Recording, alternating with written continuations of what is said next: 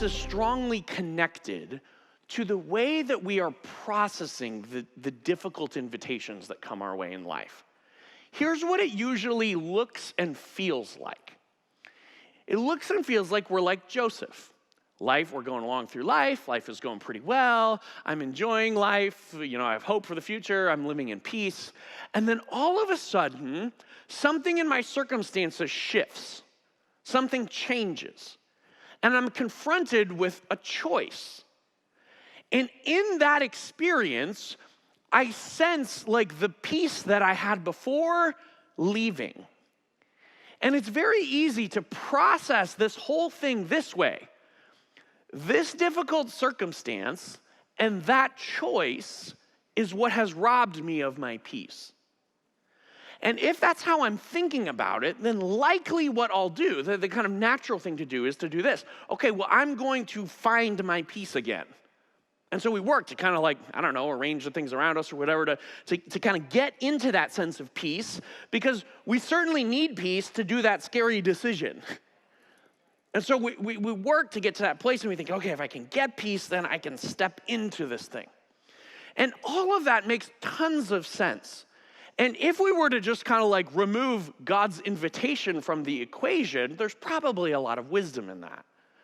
But when you're receiving a God invitation, something different from that is happening. And it's connected to this idea. Where does our peace come from?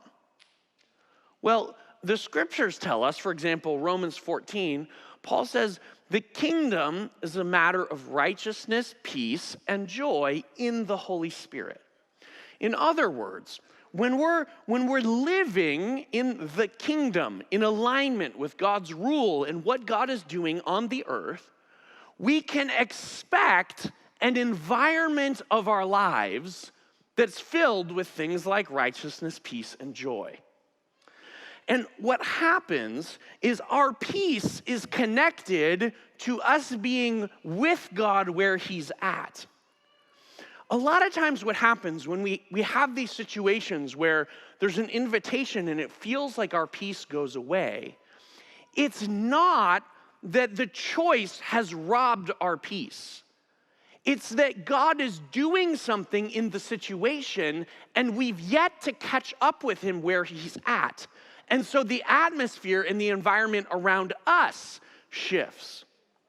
Let me give you an illustration that kind of fleshes this out from much earlier in the Bible. There's a period of time when God guides the Israelites out of Egypt, and they spend 40 years wandering around the wilderness before they come into the promised land. During those 40 years, it says that God guided the Israelites by appearing to them as a cloud by day and a pillar of fire by night. Now, why those two things? I'm sure there's a dozen reasons, but one of them is very practical. Imagine spending 40 years of your life wandering around a desert very near the equator. It is going to be unbelievably uncomfortably hot during the day and unbelievably uncomfortably cold at night. So you know what would be really wonderful to have?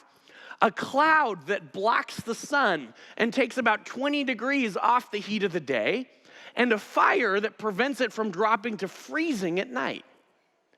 So imagine this. Imagine you're an Israelite. You're just going about your day. You're working in your tent, doing whatever you're doing, and you notice, oh man, it's getting pretty warm today. This is a hot one.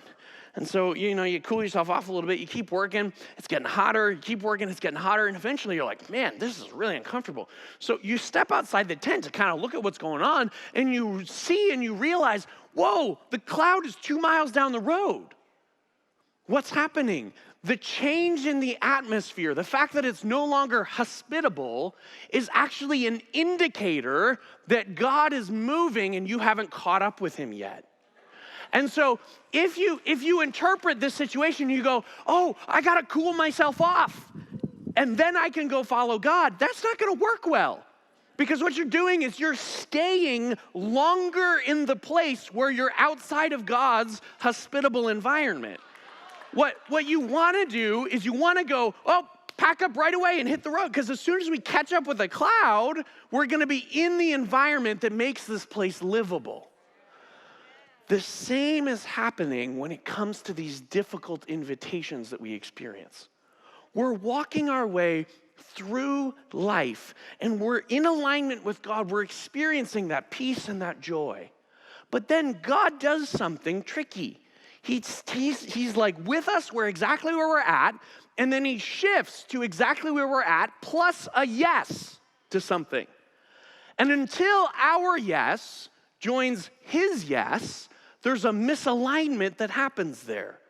And that misalignment changes the atmosphere around us, and we begin to feel our peace leave. It's not that the choice is robbing our peace, it's that we haven't caught up to what God is doing yet, so we're not dwelling in the atmosphere of peace he creates.